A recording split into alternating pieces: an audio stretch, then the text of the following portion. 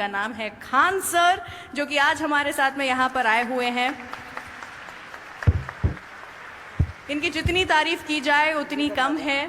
And please आइए sir, मुझे stage पर ज्वाइन कीजिए। सब लोगों को मेरा नमस्कार। सबसे पहले तो मुझे ये बताइए कि घर पर भी अब आपके सारे रिश्तेदार आपको खान सर बोलने लगे हैं, आपका नाम बन गया है वो?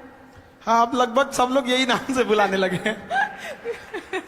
मेरे साथ में भी ऐसा होता है बहुत सारे लोगों के फोन में, बिकॉज मैं रंगीली रुचि के नाम से रेडियो पर हूँ, तो रुचि नहीं रंगीली लिखा होता है। तो मेरे साथ में ये एक घटना हो गई, लेकिन आपके साथ में तो एक अच्छी बात हो गई है कि लोग आपको सर बुलाते हैं। कभी कभी हम लोग अपने प्रोफेशनल लाइफ में इस तरह से इन्फ्लुएंस हो जाते हैं, इस तरह से इन्वॉल्व हो जाते हैं कि लोग प्रोफेशनल लाइफ की वजह से ही जानने लगते हैं। बिल्कुल, तो वही हम लोग के साथ भी वही है। आपसे क्या सवाल पूछूं मैं? मतलब आप सबसे सवाल पूछते आए हैं, मुझे यहाँ पर थोड़ी शर्म आ रही है आपसे सवाल पूछने में। सवाल आपको पूछना है, आप हमसे कहिएगा कि हम क्या सवाल पूछे। हम लोग तो एक एजुकेशन के सेक्टर से थे जी। और जब हम लोग इसकी शुरुआत किए थे एजुकेशन में, तो हमें नहीं लगा था कि इतना एजुकेशन को हम लोग वर्ल्ड लेवल तक ले जा सकते थे जी। कहीं ना कहीं हमें भी इस चीज का दुख लगता था कि हमारी जो भारत का कल्चर था, हमारी जो संस्कृति थी, हमें विश्व गुरु कहा जाता था। दुनिया से लोग हमारे यहाँ पढ़ने आया करते थे। आज भारत से लोग जा रहे हैं। एक हमारा सपना है, पता नहीं कब ये पूरा होगा, कि बाहर से भी लोग यहाँ पढ़ने आएंगे और हम इस जन्म में इस सपने को पूरा होते देखकर ही जाएंगे। क्या बात है। लेकिन कुछ ना बहुत ही पिक्यूलर चीजें होती है जो कि टीचर्स करते हैं, जो एक क्लासरूम में होती है। जैसे कि आज की तारीख में अलाउड नहीं है, लेकिन हमारे जमाने में तो चौक सीधा आगे से फेंक करके जहां पर हम बैठे हैं वहां पर निशानेबाजी लगाई जाती थी, या फिर get out of the class हो जाता था, या फिर नील डाउन होता था, या फिर मुर्गा बनाया जाता था, या फिर हैंड्स अप कर दिया जाता था। तो आप ये सब मिस करते हैं क्या व्हाइल यू टेक क्लास? नहीं, ये तब होती है जब क्लास बोरिंग हो जाती है तब। हाँ। तो हम लोग की पूरी कोशिश रहती है कि क्लास में कभी बोरिंग फील ना हो। तो हम अपने टीचर्स के ग्रुप में भी एक बात ये बोलते हैं कि फिजिक्स का सबसे उटपटांग चीज होता है क्वांटम फिजिक्स। हम कहते हैं कि जो कभी पढ़ाई नहीं किया है, एक मजदूर भी अगर थक के आ रहा है, उसको भी आप इतने बेहतरीन ढंग से पढ़ाएं कि वो भी बोर ना हो, उसको भी समझ में आ जाए। तो इसके लिए आपको मेहनत करना पड़ेगा। और हम टीचर्स को भी यही कहते हैं कि जिस तरह से एक फिल्म डायरेक्टर मेहनत करता है 2 घंटे की फिल्म के लिए 2 साल, आप भी 1 घंटे के क्लास के लिए 5 घंटे मेहनत कीजिए। कोई लड़का नहीं सोएगा। और हम तो लड़कों को भी यही कहते हैं कि हम पढ़ाते हैं, तुम्हारे में दम है तो भूल के दिखाओ। वाह, क्या बात है। तो मैं आपसे जानना चाहूंगी कि YouTube, जिसके जरिए आप actually millions and millions of students तक पहुंच पा रहे हैं, YouTube एक शिक्षा का माध्यम इन इंडिया, ये जो एक टॉपिक है, इसको अगर आप थोड़ा सा इलैबोरेट कर पाएंगे, so that people also know, जो कि आज तक शायद आपकी क्लासरूम का हिस्सा नहीं बन पाए, उन्हें पता चले कि क्या किस लेवल का इम्पैक्ट है जो कि आपने भारत में जो विद्यार्थी हैं उनके ऊपर बनाया है। YouTube एक शिक्षा का माध्यम। देखिए, पहले एजुकेशन, अभी क्या हो गया, एजुकेशन एडटेक हो चुका है। Edtech in the sense education के साथ साथ आपको टेक्नोलॉजी को भी लाना पड़ेगा। अब शुरुआत में हम लोग भी इसको एडॉप्ट नहीं कर पाए थे। 2019 के टाइम पे जब हमें कहा गया कि अब थोड़ा सा ऑनलाइन बताया जाए, तो चूंकि हमारे पास पटना में हम एक सेंट्रिक थे, वहां पे सबसे बड़ा क्लासरूम था, तो हमें लगता था कि लड़कों को हम यही पढ़ा रहे हैं। लेकिन उस समय जिन लड़कों को जगह नहीं मिलती थी तो कुछ खड़े रहते थे, जिन्हें नहीं मिल पाती थी वो घर लौटते थे। बाद में जब कोरोना आया तो मजबूरी में हमको आना पड़ा यहाँ पर, और कोई रास्ता ही नहीं बचा वहां पे। तो हम तो जैसे पहले पढ़ाते थे वैसे अभी भी पढ़ाते हैं, लेकिन पहले क्या था, एक क्लासरूम तक लिमिटेड थे, और अभी क्या है, यूट्यूब के माध्यम से हर जगह कोई भी देख सकता है। तो इससे कई फायदे भी हुए और कई नुकसान, मतलब फायदे ज्यादा हैं। अब जो पढ़ने वाला है वो डिस्ट्रैक्शन से कैसे बचता है, इससे ज्यादा फायदा स्टूडेंट्स को है। पहले क्या था, छोटे से क्लासरूम में टीचर्स उतना सिंसियर भी नहीं रहते थे। अरे 100 लड़के बैठे हैं, क्या दिक्कत है, अभी पूरी दुनिया देख रही है। और यही नहीं, जिंदगी भर वही रहेगा यहाँ पे। अगर कुछ भी अगर गड़बड़ निकला तो फिर तो पूरी व्यवस्था कर देगा।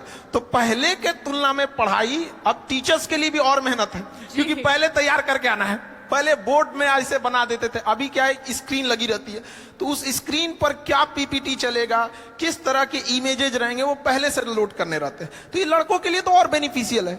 और यूट्यूब की एक खराबी है एजुकेशन के खास करके, यहाँ की सर्वाइवल ऑफ द बेस्ट होगा यहाँ पे, क्योंकि यहाँ ऑप्शन सबके पास है, कोई भी देख सकता है, कंपेयर कर सकता है किसी और से। तो जब तक हम यूनिक नहीं देंगे, सबसे बेस्ट नहीं देंगे, तब तक वो चीजें लड़कों को अच्छी नहीं लगेगी। और हमारी भी कोशिश यही रहती है कि कोई भी टॉपिक पे अगर कोई क्लास हमारा देख रहा है, जैसे लेट सपोज अभी यूक्रेन और ये रसिया चल रहा है यहाँ पे, तो हमारी कोशिश ये रहती है कि उस क्लास को देखने के बाद उसके पास कोई डाउट ना रहे। इट मीन्स कि उस एक बार लेक्चर देख लिया तो उसका पूरा का पूरा सिस्टम पूरी समझ में आ जाना चाहिए। तो यूट्यूब भी एक अच्छा माध्यम है। इसकी एक और सबसे बड़ी खासियत यह है कि सारे लड़कों को शहर में बड़े सेंटर्स पे पैसे की कमी से नहीं बुला के पढ़ाया जा सकता। आज भी गरीबी की वजह से पढ़ाई छूट रही थी। तो ऑनलाइन में यह हुआ कि एक बार सेटअप कॉस्ट है, उस पर कितने लड़के पढ़ेंगे ये कोई लिमिट नहीं है। तो इससे क्या हुआ ना कि हम क्वालिटी एजुकेशन एकदम सस्ते में पहुंचा सकते हैं। हम 6 महीने का कोर्स 200 रुपए में पूरे गांव-गांव तक पहुंचा सकते हैं। और पहले कहा जाता था गवर्नमेंट 100 रुपए देती है तो पब्लिक तक कितना पहुंच पाता है, 15 रुपए की 30 रुपए कितना पहुंच पाता है। लेकिन उतना हम इतना कहते हैं कि हम लोग जितना पढ़ाते हैं उसका 100% गांव के अंतिम छोर तक पहुंचता है। जहां सड़क नहीं पहुंची है वहां भी एजुकेशन एकदम उस क्वालिटी का पहुंच पाता है। ये तो यूट्यूब और ऑनलाइन की फायदा है। आप क्या बात है। ये तो वैसे मेरे सवाल थे, लेकिन वो क्या है, कोई ऐसा मैसेज जो कि आप देना चाहते हैं यहाँ पर आज इस मंच पर लोगों को बताना चाहते हैं, प्लीज बताइए। देखिए, एजुकेशन के सेक्टर में एजुकेशन स्किल, आज के टाइम पे स्किल बहुत ज्यादा जरूरी है। लेकिन हमारा एजुकेशन सिस्टम किस बात पे इंफॉर्मेशन लेते रहो। क्या पढ़ रहे हैं? भारत की राजधानी कलकत्ता से उठा के अंग्रेजों ने लेके गए दिल्ली, वो सबको याद है। 1911 में घोषणा किया, 1912 में लेके चला गया। ये नहीं पढ़ा रहा है कि क्यों ले गया। एक राजधानी बनाने के लिए क्या जरूरत होती है, क्या क्लाइमेट होना चाहिए, क्या कनेक्टिविटी होनी चाहिए। तो एक सिस्टम में जो चेंजिंग लाने की जरूरत थी, अब उसको और जरूरत है। तो ऑनलाइन के माध्यम से ये चीजें थोड़ी सी आसान हो जाती है। दूसरा, हमारे यहाँ एजुकेशन पे ज्यादा फोकस किया गया, जबकि आज का जो 5G का जमाना आ गया है, इसमें स्किल्ड की डिमांड है। तो अभी एजुकेशन में 50% इंपॉर्टेंस हमें एजुकेशन और उतना ही इंपॉर्टेंस स्किल पर भी देना चाहिए, ताकि वो अपने पैरों पे जितना जल्दी खड़ा हो सके। हमें एम्प्लॉय जो करंट एजुकेशन सिस्टम है उसके हिसाब से देखेंगे तो हमें ज्यादा अच्छे एक एम्प्लॉय मिल पाएंगे।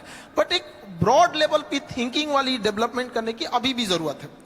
एजुकेशन में अब जैसे आजादी के इतने साल हो गए, लेकिन आज भी हम लोग स्ट्रगल कर रहे हैं कि क्यों नहीं हम डेवलप हो पा रहे हैं। तो इसमें अगर देखेंगे तो एक बहुत बड़ा मिसिंग चीज हम लोग छोड़ते हैं, विमेन्स को। गर्ल्स एजुकेशन को हम लोग छोड़ रहे हैं, और मेल जो है उन्हें लगता है कि अपने दम पे अकेले ही देश को लेके चले जाएंगे, और आजादी से लेके आज तक वो ट्राई कर रहे हैं। जिस दिन ये हमारे देश की विमेन्स और मेंस एक साथ आ गए ना, उस दिन देश को आगे बढ़ने से कोई नहीं रोक सकता है। और जब तक हम उन्हें छोड़ेंगे, हम तो आज तक भी मेहनत कर रहे हैं। तो अच्छा, गांव के शहरी क्षेत्र में ये चीज है कि लोग महिलाओं को पढ़ने के लिए भेज देते हैं, लेकिन गांव में अभी भी ये चीजें हैं, वो नहीं भेजना चाहते हैं। हमारे यहाँ शुरुआत में जब गर्ल्स पढ़ने आती थी तो उनके गार्जियन आते थे और ये रिक्वेस्ट करते थे कि सर, मतलब घर से बाहर है, कोई दिक्कत तो नहीं होना चाहिए। आज लड़कियों की संख्या क्लास में हम लोग देखते हैं इतनी ट्रेमेंडसली ग्रो की है कि गार्जियन लोगों को भी, कई बार हम लोग के पास गार्जियन आते हैं, उन लोग हमसे कहते हैं कि सर यहाँ पे लड़कियां पढ़ रही हैं, कोई दिक्कत तो नहीं होने वाला है। हम लोग उनके लिए पूरी प्रॉपर व्यवस्था रखते हैं, और कहते भी हैं लड़कियों से कि जो माँ बाप अगर आपको पढ़ने भेजे हैं तो समाज से लड़के भेजे हैं, आपकी जिम्मेदारी ज्यादा बनती है। और अगर आप खाली हाथ गाँव लौटिएगा तो आप उन 100 लड़कियों का रास्ता रोक दीजिएगा जिनके माँ बाप पढ़ने के लिए भेजना चाहते थे। इसलिए ज्यादा जिम्मेदारी से पढ़िएगा। और लड़कियों के अंदर ये होता है, वो जॉब के बाद भी वो काफी ईमानदारी से अपने वर्क को करती हैं। हम जो छोटे से पटना से हम स्टार्ट किए थे, धीरे धीरे जब ग्लोबली हो गया तो हमें अब इंडिया के बाहर भी अपने सेंटर्स डालना है बहुत जल्दी इस चीज को, क्योंकि मेरा सपना है विश्व गुरु भारत को एक जगह जहां ले जाना था।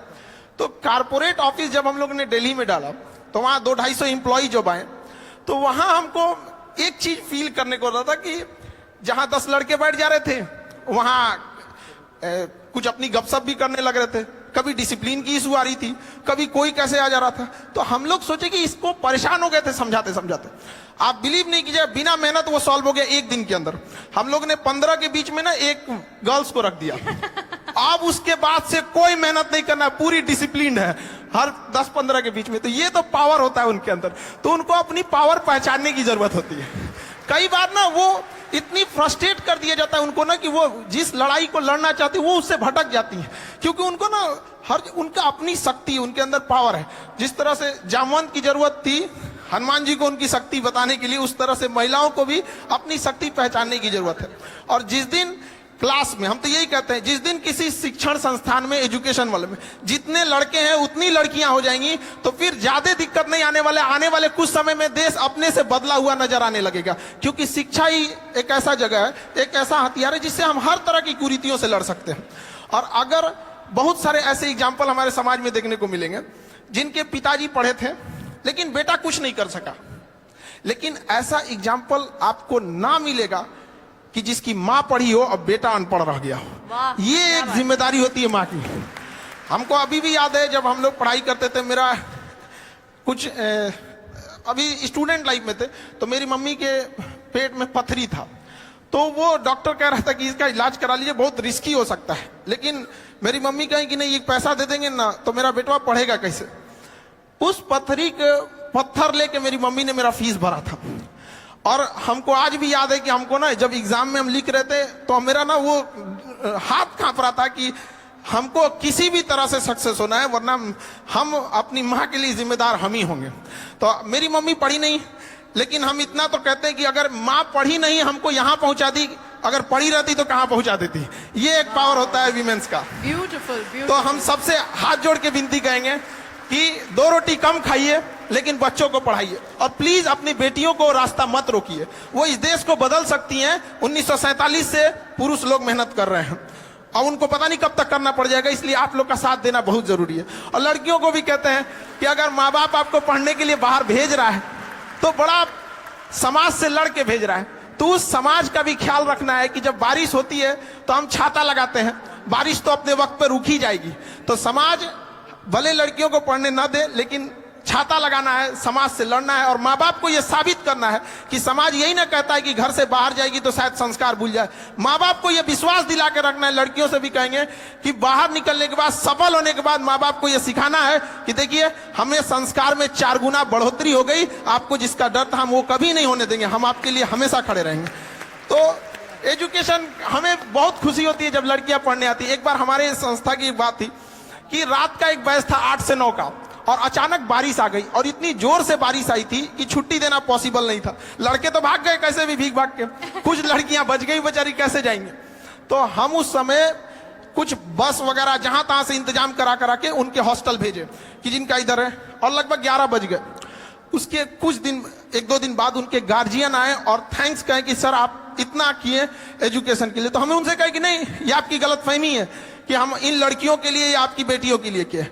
हम उनके लिए कहें कि जिनके अंदर देश बदलने की क्षमता है। हम जो भी किए ये उन लड़कियों के लिए किए जिनके सही में, और जिनके अंदर देश बदलने की क्षमता रहेगी। तो एजुकेशन के लिए हम जरूर कहेंगे कि इस जगह में थोड़ी सी कमी होती है, तो लड़कियों को आगे जरूर बढ़ाया जाए। मैं मतलब आई डोंट हैव वर्ड्स, शब्द नहीं है मेरे पास यहाँ पर अब कुछ कहने के लिए। आपको कितने एम्प्लॉयज हैं अब आपके पास, आप बता रहे थे? अलग अलग सेंटर पे अलग अलग हैं, बट जिस सेंटर का हम एग्जांपल दिए हैं तो लगभग उसमें 250 से 300 है। इंडिया में देखें तो मतलब कुल मिला के आपके पास कितने हैं? खान सर द ब्रांड के पास में कितने एम्प्लॉयज हैं? अभी तो हम लोग 250 से मतलब 400 के आसपास हैं, बट इसको बहुत जल्दी हम लोग और ब्रॉड लेके जाएंगे। 400 के आसपास नहीं होता है, 400 लोग हैं जो कि आपके साथ में इसमें जुड़ गए हैं। It's amazing. This is another level of responsibility जो कि आपने अपने कंधों पर ली है, जिम्मेदारी ली है कि आप इतने लोगों को अपने साथ में जोड़ रहे हैं, उन्हें भी आप काम दे रहे हैं अलॉन्ग विद पढ़ाई। It's beautiful. आपने मुझे जो आज इंस्पायर किया है मैं बता नहीं सकती हूँ। This is going to go a very very long way. Thank you. और जो 2 आंसू मुझे यहाँ से बैठ करके, खड़े होकर के आपकी आंखों में दिख रहे थे, वो भी मुझे हमेशा याद रहेंगे। Thank you so much. Thank you. Thank you. Thank you.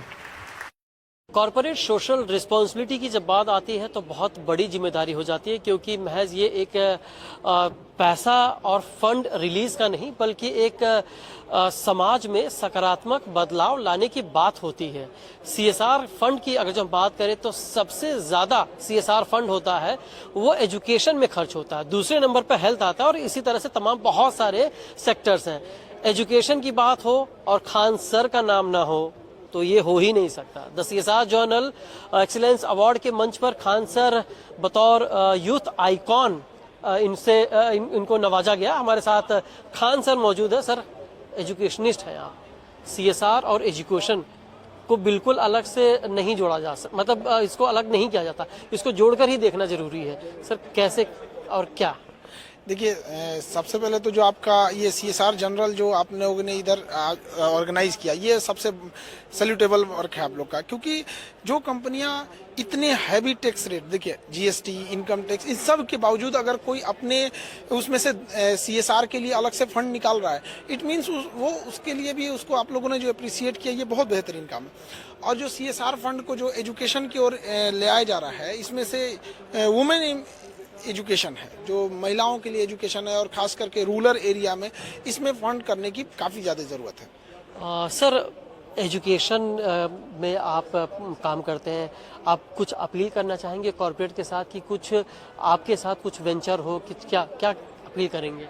Appeal ये है कि देखिए एजुकेशन को, मतलब एजुकेशन एक सबसे लोएस्ट प्राइस पे होना चाहिए, खास करके इंडिया जैसे देश में। हमारे यहाँ एजुकेशन बहुत शुरुआत से बहुत पीछे रह गया एजुकेशन।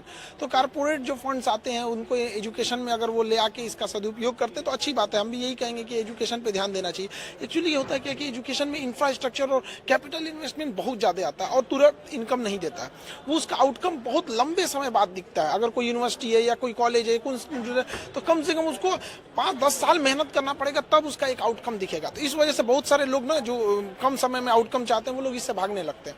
तो एजुकेशन को भी, इस CSR को भी इस सेक्टर में एक और बेहतरीन ढंग से देखने की जरूरत है। सर, एजुकेशन की बात करें तो सिर्फ यही होता है कि किताबी पढ़ाई, स्किल डेवलपमेंट भी एक एजुकेशन होता है जहाँ पर CSR का अच्छा खासा फंड इस्तेमाल होता है। सर, इसको और बाइफरकेट कैसे किया जाए ताकि CSR का जो पैसा है वो बहुत अच्छी तरह से यूटिलाइज किया जा सके? मतलब एजुकेशन में क्या क्या हो सकता है? देखिए, एक एजुकेशन में ना आप देखिएगा ना, तो हमारे यहाँ जो रिच फैमिली है उसको तो पैसे की कोई प्रॉब्लम नहीं हो, तो उसके लिए स्किल वगैरह नहीं, वो बेहतरीन ढंग से अपना एजुकेशन देते जा रहे हैं। लेकिन एक जो lower than middle class family, उनके लिए ना रोजी रोटी है, वो कंफ्यूजन में हो जाता है कि हम कमाए कि पढ़ाएं बच्चों को। तो वैसे लोगों के लिए स्किल बहुत ज़्यादा ज़रूरत होता है, ताकि वो अपनी मिनिमम ज़रूरतों को अपने स्किल के दम पे अर्न कर सके, और बाकी वो अपने नॉलेज और आगे स्किल और चीज़ों को निखार के आगे बढ़ सके। तो 50% एजुकेशन पे और 50% स्किल पे, दोनों साथ रखना चाहिए ताकि दोनों एक साथ पैरेलल हो सके। सर, आप रिमोट इलाके से आते हैं, आप ऐसे देश की जनता को रिप्रेजेंट करते हैं जो यूथ है। एजुकेशन आपके लिए एकदम से आपको बिना इससे जुड़ा कर ही देखा जाता है। सर, आपसे ये सवाल है कि आपको नहीं लगता कि CSR का जो पैसा होता है या CSR एक्टिविटीज़ होती है वो चुनिंदा जगहों पर ही होती है? जो रूट कॉज है CSR को, उसको लेकर कहीं ना कहीं इसको ज़्यादा करने की ज़रूरत है। हाँ, अब CSR का फंड कौन किस एरिया में लेके जाता है ये तो हम लोग के कंट्रोल में नहीं रहता है। लेकिन हाँ, एक है कि डिजिटलाइजेशन जब से हुआ है, 5G या फिर डिजिटलाइजेशन की वजह से, उससे एक फायदा हुआ है कि जो रिमोट एरिया थे वहाँ तक एजुकेशन अब अच्छे से पहुँच चुकी है। और डिजिटल होने से एक फायदा ये हुआ है कि मतलब लो कॉस्ट में एजुकेशन एफोर्ड हो सकती है। अच्छा, सर, मैं आपका वक्त ज़रूर ज़्यादा लूँगा क्योंकि आप पकड़ में जल्दी नहीं आते और बहुत सीमित और बहुत कंजर्वेटिव आंसर आप देते हैं। आपसे जानना चाहेंगे बहुत सारी चीज़ें, मेरी बहुत जिज्ञासा, और मैं बहुत दिनों से आपसे बहुत सारे सवाल मेरे हैं, उनसे जानना चाहूँगा। सर, आपकी जीवनी, आपका जो संघर्ष है उसे दुनिया जानती है, दुनिया जग जाहिर है वो। सर, लेकिन उस जीवन और उस संघर्ष के पीछे के बाद जो मजबूती आपको मिली है उसके बारे में मैं चाहूँगा कि उन सब चीज़ों के बारे में आप हमारे सिर्फ संक्षेप में बताएं। देखिए, हम लोग तो एक एजुकेशन से जुड़े रहे हैं लोग, और अमूमन ऐसा कहा जाता है, ऐसे लोगों को लगता है कि उनका स्किल या एजुकेशन काम आएगा कि नहीं आएगा। बहुत सारे लोग अभी भी सुनते होंगे, लोग कहते हैं पढ़ लिख के कोई राजा हुआ है, जब उटपटांग बातें लोग करने लगते हैं। स्किल एंड एजुकेशन कभी खराब नहीं जाता। हम हर लड़कों को कहते हैं जी जान लगा के, अभी यंग एज है, मेहनत करो। यहाँ पर जितना ज्यादा स्किल और एजुकेशन को अपने अंदर लाएंगे, वो एक तरह का इन्वेस्टमेंट है, वो आगे जाके रिटर्न देगा ही देगा। लेकिन आजकल के यूथ ना शॉर्टकट भागना चाहते हैं। एक स्किल्ड और एजुकेशन दोनों को बैलेंस लेके चलना चाहिए। सर, सब लोग खान सर कहते हैं। आपका नाम, लोग आपके नाम मतलब जानने के लिए लोग कंपटीशन